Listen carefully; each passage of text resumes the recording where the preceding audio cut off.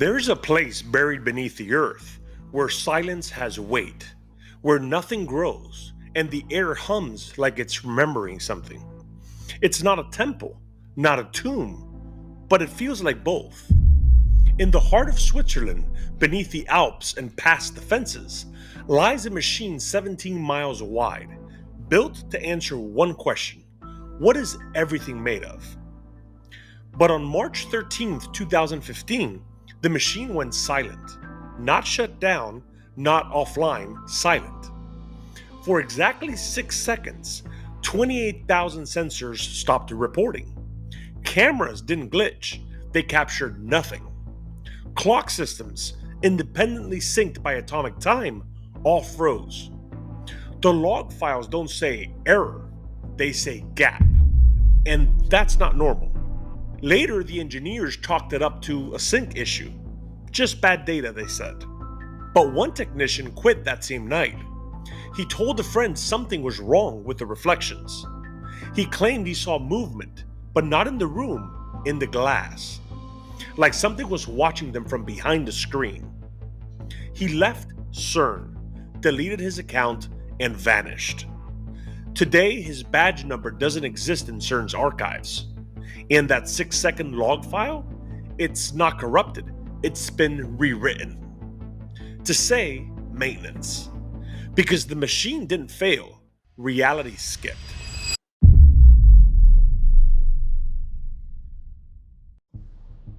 Let's just get this out of the way. If you build a machine underground the size of a city, give it a logo that looks like 3 sixes, name your experiments after gods of destruction, install a giant statue of Shiva out front, then broadcast a weird dance about people falling into the abyss, don't act surprised when people start asking if you open a portal to hell. That's not conspiracy, that's just marketing. CERN says it's all science, and to be clear, they've done real important science. But ever since this thing went live, something's felt off. People started remembering things that don't exist. Others forgot things they swear used to exist. Archive files changed without being touched.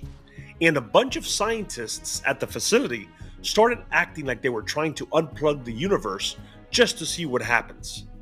And that's before we even get to the goat-masked tunnel dancers and the missing time inside the control chamber. I'm not joking. You can look it up. They say the point of CERN is to find out what the universe is made of, to break apart the smallest particles and figure out how everything began. Cool. But the machine they built to do it? It's called the LHC, the Large Hadron Collider. It's basically a giant underground racetrack for atoms. Scientists send tiny pieces of stuff flying through a 17-mile-long tunnel at almost the speed of light, then smash them together to see what falls out. It's the world's most expensive demolition derby for physics.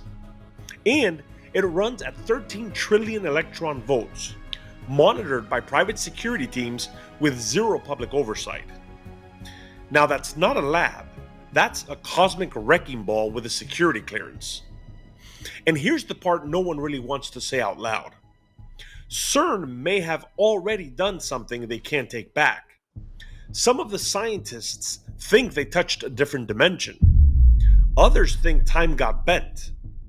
And a few just left, quietly, mid-project, mid-career, with no explanation.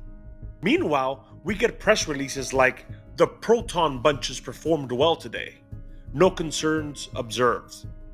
So cool story, guys, but that's not the whole thing. They've had real shutdowns due to strange accidents. In 2009, a bird dropped a baguette into the cooling system and it took the machine offline. In 2016, a human sacrifice was filmed on CERN grounds. No one involved was ever named. And yes, it was allegedly a hoax, but it's one hell of a weird one. And in 2022, they shut the whole thing down again for years to upgrade it. Something's happening in there, but no one's really talking about it. Now, you might be thinking, okay, but they're just scientists. What's the big deal? Yeah? Well, so were the guys who made the atomic bomb. They didn't know if the sky would catch fire when they set it off. They did it anyways. So when the people who built the largest machine in human history start talking about doorways and dark matter and opening the unknown, maybe we should pay attention. Because this isn't just about atoms. It's about obsession. It's about control. It's about what happens when you stare into the void and build a tunnel to it. They said they were trying to understand the universe, but what if all they did was knock? Hey, if you're still here, it means you're not just here for the surface level stories. You're chasing something deeper, like we are. So please do me a favor, hit subscribe, because if we don't build this community, the algorithm isn't going to help us and no one's going to tell these stories at all. All right, onward.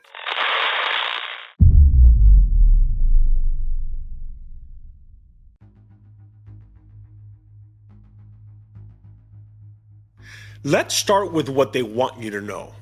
CERN was born in 1954 just outside of Geneva, Switzerland.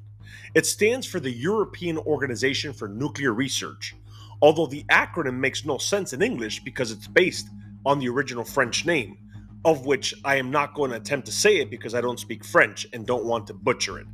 So here it is on screen. Fancy. It was built to help Europe get its science act together after World War II. Today, it's backed by 23 member countries, all pitching in to build big science toys and share the data. But those toys, they're not Lego sets. They're things like the Large Hadron Collider, also known as the LHC, which is the biggest, most powerful particle accelerator in human history. And when we say accelerator, we're not talking about a sports car engine. We're talking about a 17-mile-long circular tunnel buried deep underground that launches subatomic particles, tiny bits of atoms, into each other at nearly the speed of light. And why? Because when you smash these things together, new stuff comes out. Particles we've never seen before.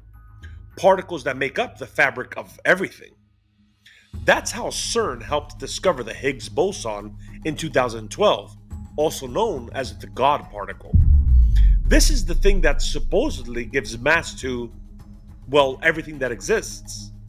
And for that, yes, some folks got a Nobel Prize. Now, all of that sounds pretty impressive, right? Clean science, global teamwork, unlocking the secrets of the universe, totally above board, at least on paper. But here's the part where you lean in, because the deeper you go, the more this place starts feeling like less of a lab and more like a stage. Let's start with the experiment names. CERN didn't name its core projects after scientists or discoveries. They named them after gods and ancient myths. Atlas, the titan who literally held up the sky in Greek mythology. Alice, a particle experiment, yes, but also a girl who falls down a rabbit hole into a strange, warped world. Apollyon, a name from the book of Revelation, also known as the Destroyer, King of the Abyss. Real cute. Now, this could all be metaphorical. Scientists love metaphors. Or maybe it's not. Then we have the logo. CERN's logo is a stylized view of the collider's ring structure. But if you squint, or don't squint, it also looks like three overlapping sixes. Yes, that's 666, the mark of the beast, the signature of the abyss, or just a weird design choice that happens to look like Satan's email signature. Whatever it is, people have noticed. It's not just YouTubers and internet weirdos who got curious. Since 2008, the public's been watching CERN like a hawk. Why? Because when you build a $10 billion machine underground, cover it in mythological symbols, and tell people it might open up extra dimensions, people start asking questions. And honestly, they should. Because this whole thing feels less like science and more like a ritual with a budget. Now here's the weird part almost nobody talks about. The US is heavily involved in CERN. Even though it's supposed to be a European science project, the US Department of Energy, National Science Foundation, and private American firms all have fingerprints on the experiments. We've got American scientists embedded on major experiments, US funding pipelines flowing into detector builds, security protocols that are, let's just say, not open to public inspection. Some of the LHC's hardware even shipped through Los Alamos and Livermore labs, the same labs that helped build the atomic bomb. So it's not just academic science, there's black budget DNA in this machine. But this isn't a story about particles, it's a story about intent, and what happens when we aim $1 billion cannon at the fabric of reality itself.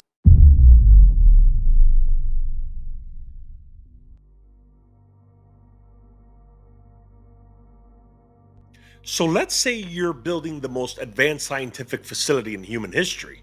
It's gonna smash atoms, maybe open a portal or two, possibly alter time. Question: what vibe do you go for? White lab coats? A little chalkboard math?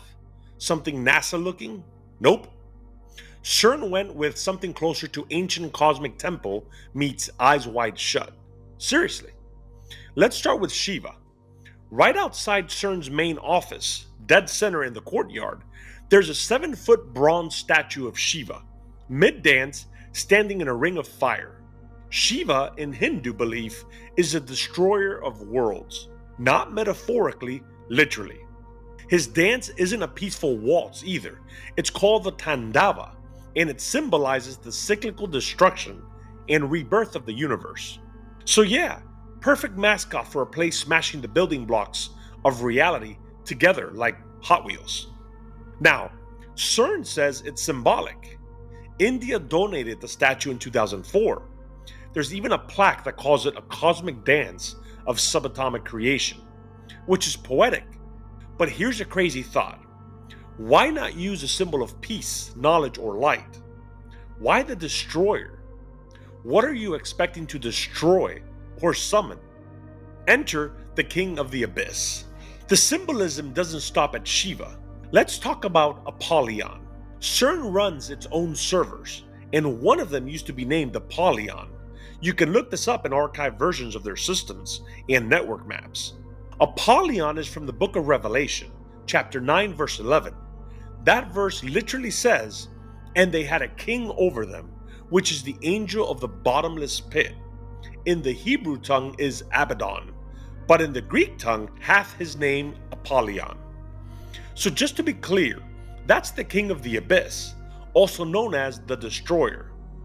Again, might be metaphor, might not. Then their project names sound like a theology class.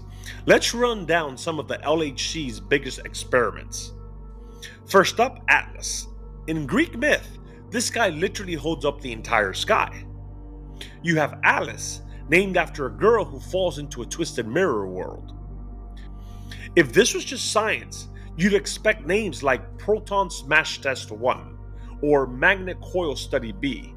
But no, they went with names that all revolve around death, mirrors, destruction, and gateways.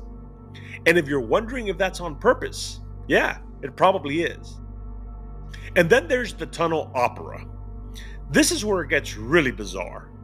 In 2016, Europe opened the Gotthard Base Tunnel, the world's largest underground tunnel, also in Switzerland. It cost over $2 billion, and many of the same EU bodies that fund CERN helped bankroll it. Now, guess how they celebrated? With a live performance that looked like something between a Masonic fever dream and a Black Mirror episode. There were dancers dressed as demonic entities, a goat-headed man leading people into an underworld, simulated ritual sacrifice, nude writhing, falling angels, and yes, a portal opening on stage. You can watch the whole thing online. You can't make this shit up. It was a state-funded gala attended by heads of state and global business leaders, many of whom just sat there politely clapping while a man in white levitated into the ceiling. And now here's the kicker. The choreographer behind the whole thing has worked on Freemasonic-themed operas before. So yeah, not exactly science fair energy. Next up in the weird CERN tour, we have the faces in the wall. Inside CERN's facilities, there's a sculpture you won't find on the public tour map. It's a wall with human faces molded into it, not drawn, emerging, like they're trying to push through. No one officially explains it. It's not on the welcome brochure. Some staff say it represents human thought emerging from the collective unconscious. Others say it feels more like something trying to get out. You decide. So, is it physics or philosophy? CERN's public papers also use phrases like shadow particles, dark light, hidden sectors. Now, these aren't made up phrases, they're legit physics terms used in cutting edge theories, but they also sound like occult manuals. All legit physics concepts, but those exact phrases also show up in Hermetic alchemy, mystery schools, even Crowley's ritual texts. In those circles, dark light was the hidden flame behind reality. Sectors were dimensional layers veiled to human eyes. So either CERN physicists are reading old occult books on lunch break, or the language we use to describe the unknown hasn't changed as much as we think. Maybe the ancients didn't get the how right, but they knew something was there. Again, maybe it's all metaphor. Maybe it's just scientists getting a little poetic. But language matters, especially when you're building something that messes with space, time, and whatever's in between. There's also growing speculation that the symbolism matches ancient Gnostic, Hermetic, and Freemasonic traditions. Not in a copy-paste way, but in the structure. Ritual gateways, light emerging from darkness, destruction followed by rebirth, sacred geometry and architecture, initiation of knowledge through hidden trials. Some have pointed out that even the layout of CERN's internal halls resemble alchemical mandalas. Now that's speculation, but weird speculation with receipts. So again, maybe it's all metaphor, but what kind of science needs a god of destruction standing at the front door?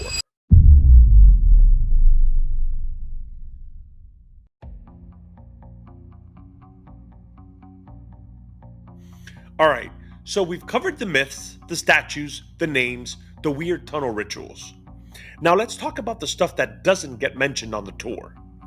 Because while everyone's distracted by Shiva and the God particle, CERN's got side quests running underground that sound more like sci-fi horror scripts than science experiments. These aren't the headline projects. These are the ones tucked in the corners of the collider, quiet, niche, and very, very weird. Let's take a look. First up, AWAKE. That stands for Advanced Wakefield Experiment. Translation? They're using plasma, which is just superheated gas, stripped of electrons, to push particles using something called Wakefield. Think of it like this. Imagine a speedboat zipping across a lake. Now imagine a second boat surfing the wave it leaves behind, without using its own engine. That's what AWAKE is trying to do with subatomic particles. They're surfing plasma waves at insane speeds. Faster, cheaper, and maybe even faster than light in certain conditions. CERN officially says no, it's not faster than light. But physicists have openly written that under the right math, Wakefield acceleration can bend time thresholds. And if you're playing with time at the quantum level, yeah, things get weird. Next, we've got ISOLDE. This one sounds boring, but it's not. ISOLDE stands for the Isotope Separator Online Device. Now, what are isotopes? They're like atomic twins, same element, different weight. Some are stable, others are twitchy, radioactive little nightmares. ISOLDE's job is to create and study rare, unstable isotopes. Pretty cool, right? Except, here's the kicker. Some of those isotopes, they're on the same material lists used in radiological weapons. Now that doesn't mean CERN is making bioweapons, let's be clear. But it does mean some of this research could be used that way, especially when you're working with heavy metals, decay chains, and neutron spiking. And when you find out that US defense contractors have been involved in ISOLDE, you start to ask, who exactly is this research for?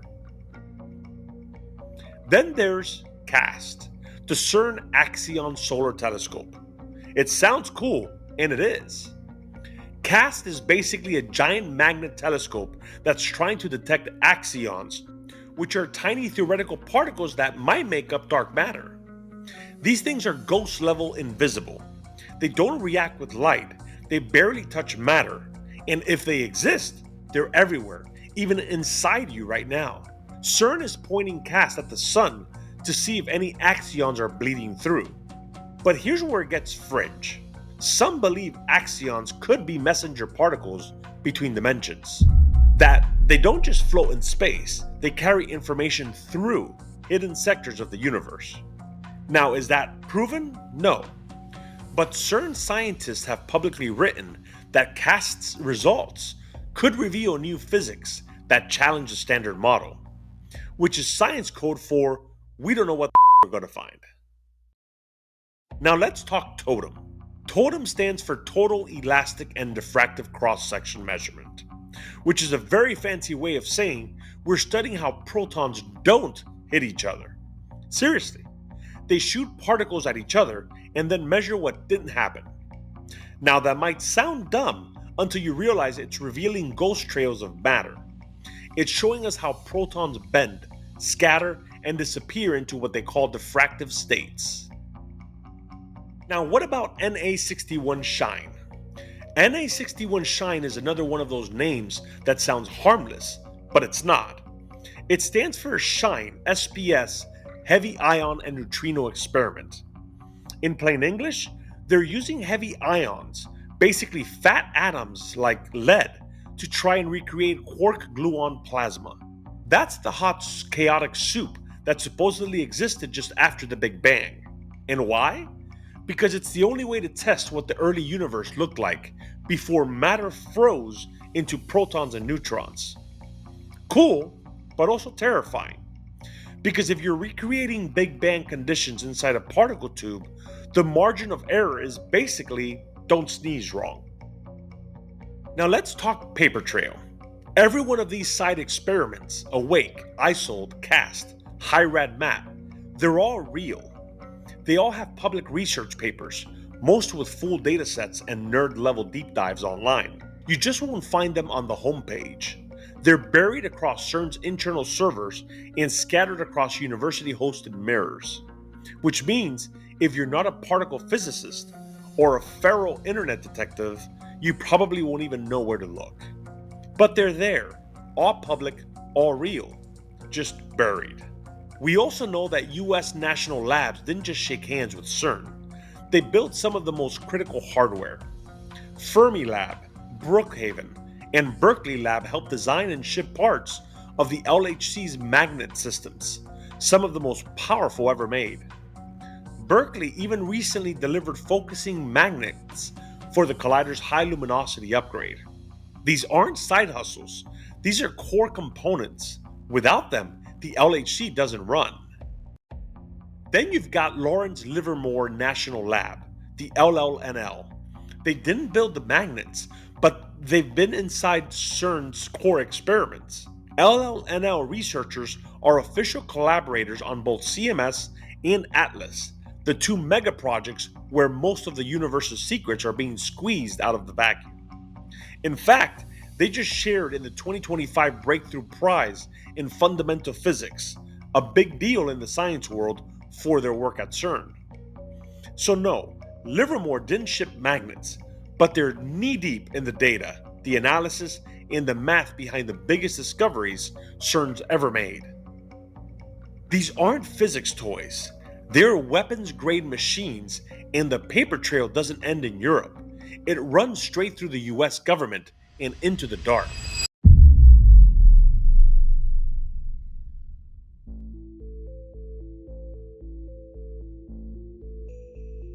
So let's say you build the biggest machine on Earth. You fire it up, you smash atoms, you discover the Higgs boson, the so-called God particle. Cool. Now here's the weird part. After that moment, reality starts acting drunk. People start remembering things that never happened. or forgetting things that definitely did. And the more you look around, the more it feels like something glitched, like we all took a sharp left turn somewhere and didn't notice. So let's rewind and walk through the timeline. Not the one from science class, our timeline, the one where weird stuff started creeping in right after CERN flipped the switch.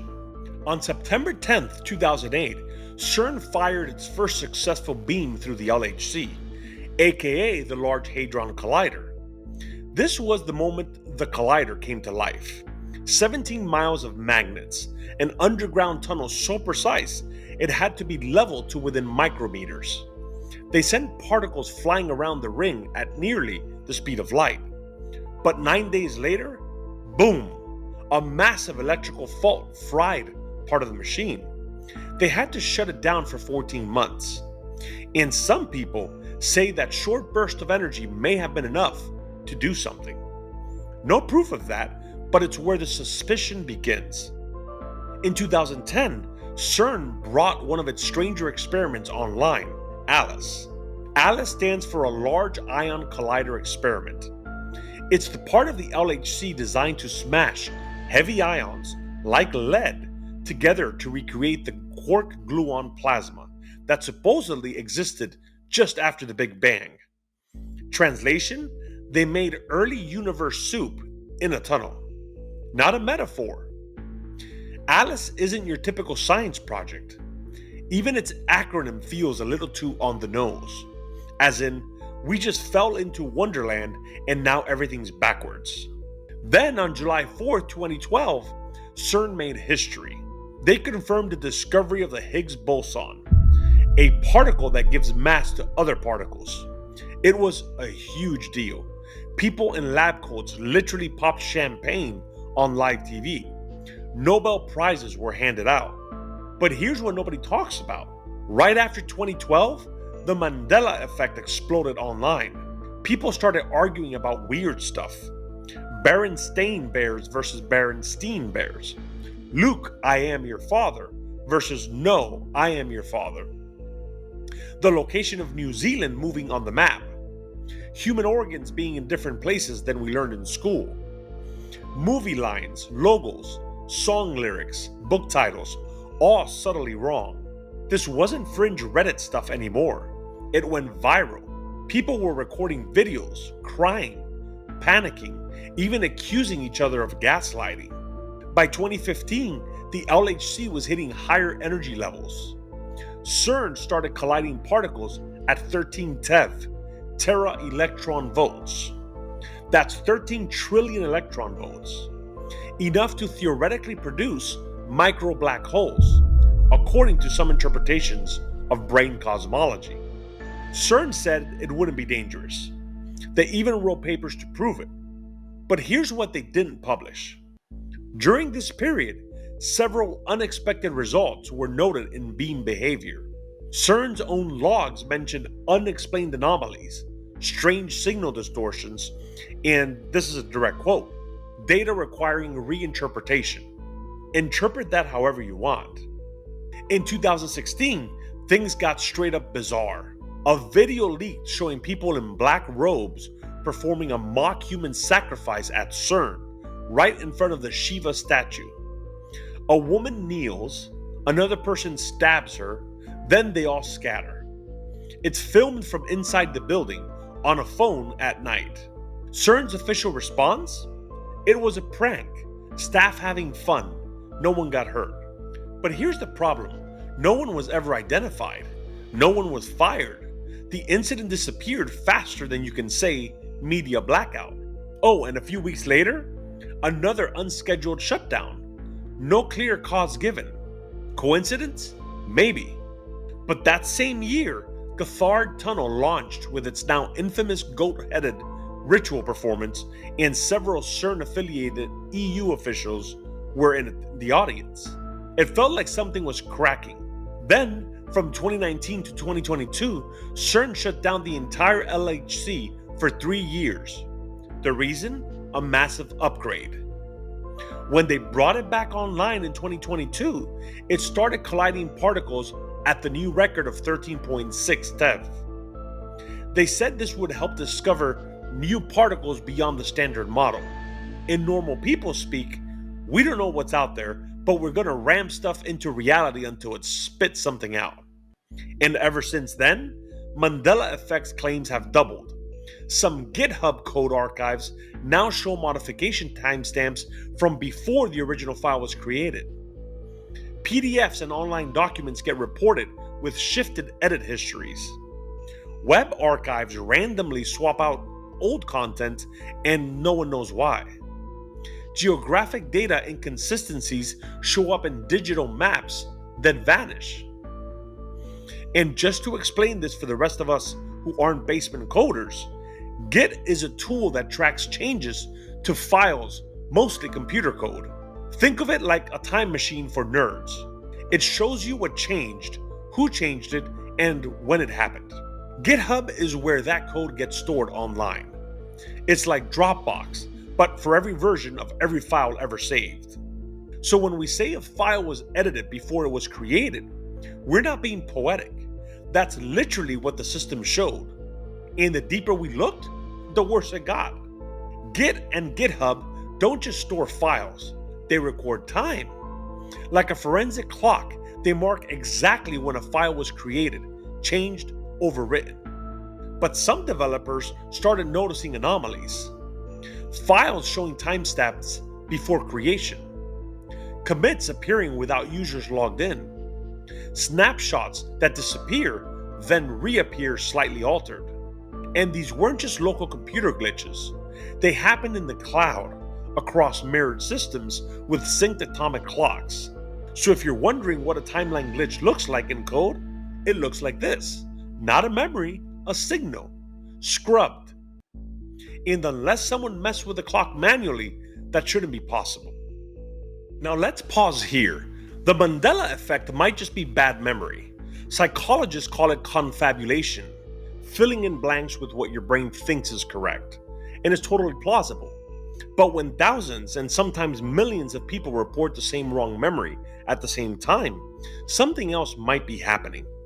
Especially when database versions get overwritten, archived files return altered. Edits show up in timestamped records with no matching human interaction. That's not a memory issue, that's a reality sync problem. So here's what we know. CERN began ramping up energy in 2008. By 2012, the Higgs boson was found, and Mandela effects went global. By 2015, reality started feeling unstable. By 2016, we were filming fake rituals in front of actual gods. By 2022, we were smashing particles harder than ever into a fabric we still don't fully understand. So maybe this is all just weird coincidence, or maybe we broke something.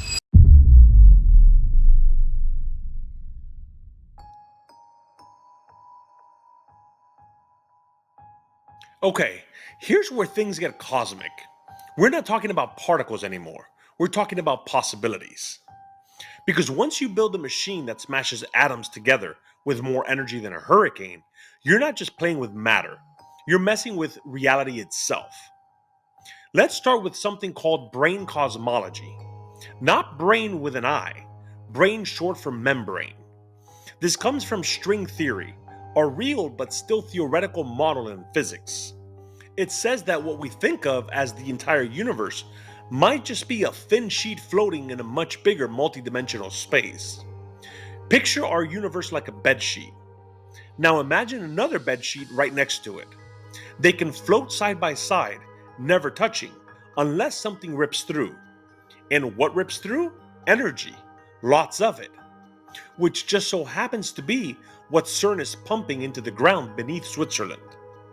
According to brain theory, smashing particles hard enough could actually punch holes between these sheets. In other words, portals.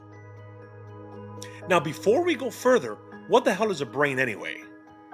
Let's break it down with no PhD required. A brain is short for membrane. It isn't something you can touch. It's not a wall or floor. It's a dimensional sheet. Imagine you're an ant walking across a piece of paper. To you, the paper is flat. It's your entire world. But someone in a higher dimension, us, can fold that paper, flip it, or press another sheet against it. That's what some physicists think our universe is, just one brain among many, and if you hit it with enough energy, you might punch a hole right through it. Now, speaking of holes, let's talk micro black holes. CERN itself has published that micro black holes are theoretically possible under certain conditions inside the LHC. And just to be clear, these aren't the giant space-sucking monsters you see in movies. They'd be tiny, they'd last less than a second, and CERN says they'd disappear almost immediately. That's the official word. But when people asked if micro black holes could be dangerous, CERN's answer was basically, we don't expect them to happen, but if they do, they should be harmless. Should? Well, that's not exactly the confidence you want when bending spacetime. And here's where the math gets even crazier. In string theory, our universe doesn't just have 3 dimensions of space and 1 of time. Some versions need 10 or 11 dimensions to work. Most of these are curled up super small, too tiny to detect. But some physicists believe the LHC is powerful enough to actually poke into one. If that happens, particles might leak out, or blink in from somewhere else. And if something does come through, we might not recognize it at all.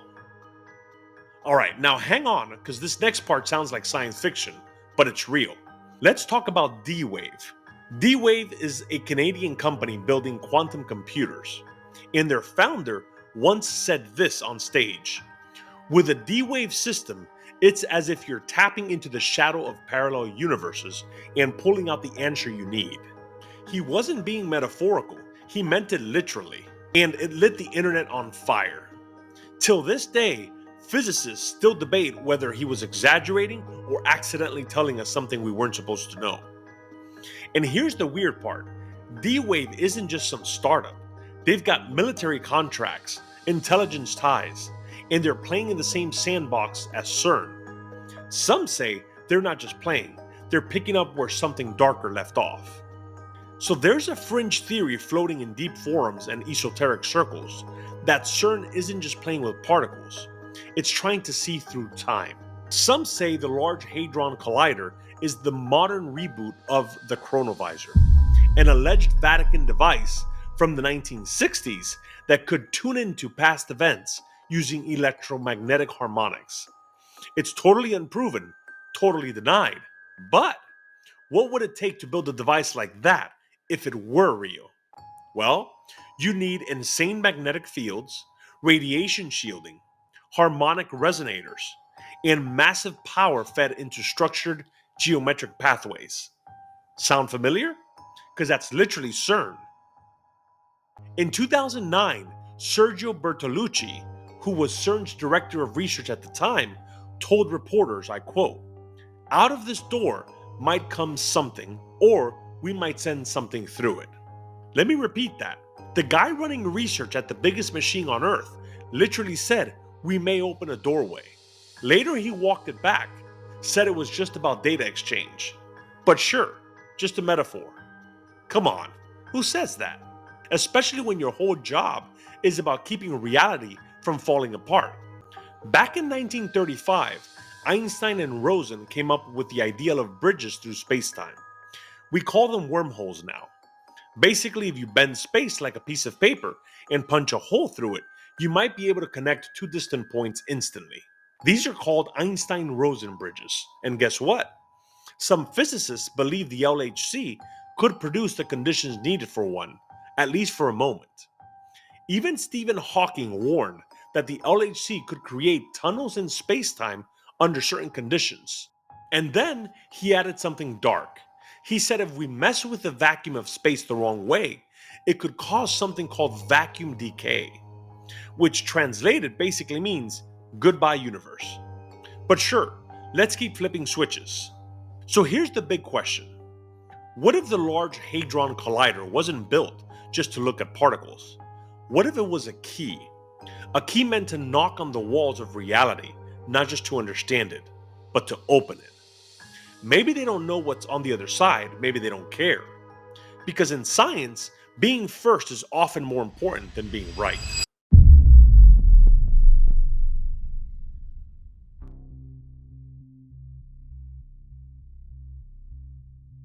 Let's stop here. This is where most videos either double down on the wild or backpedal so hard they fall off the map. But not us. We're going to shoot this straight. So first off, CERN is real. The science is real. The machines are real. The goals on paper are noble. They're trying to answer huge questions about the universe. No argument there. But here's where it gets squishy. Not all activity at CERN is public. That's not a conspiracy. That's just fact. High-level projects with multiple international governments always have layers that don't make the press release. The symbolism overlaps? That's verifiable. You can see the Shiva statue. You can read the names of the projects like Alice, Atlas, Apollyon. You can watch the weird Gotthard tunnel ritual on video. That's not someone's fever dream. That happened. Now, the Mandela effects? Some people say they're all in our heads. Memory errors, false consensus, mass psychology. But here's the thing. There are actual data discrepancies. GitHub timestamp glitches. Modified PDFs with no edit trail. Archive sites that show different records depending on when you look. That's not imagination, that's forensics. Now, to be fair, some claims are still way out there. Stargates, interdimensional beings, reality swaps. No confirmed evidence, but here's the kicker. A lot of these ideas suspiciously echo the language in real scientific papers, like hidden sectors, dark light, brain collision. That's not from sci-fi novels. That's from CERN's own research index. So what do we do with that? Well, we look at who's watching. Because once you bring in intel agencies, military contractors, and quantum computing firms funded by defense budgets, you're not just watching atoms smash. You're watching a silence form. A very expensive silence. So no, we're not here to prove the wildest theory. But we are here to ask, why the hell do we never get told the real one?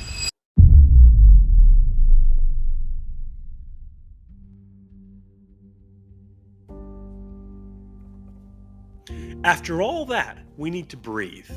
Because buried under the wires, the magnets, the quantum jargon, and the billion-dollar collisions is something so human it hurts. We built the biggest machine in history, not to conquer a planet, not to end a war, but to look at the smallest thing in the universe. We did that. And maybe that's beautiful. But maybe it's also a little terrifying. Because somewhere along the way, when we were chasing atoms and shadows, we stopped asking why. We built the machine so powerful it could recreate the Big Bang, and then asked what else it could do.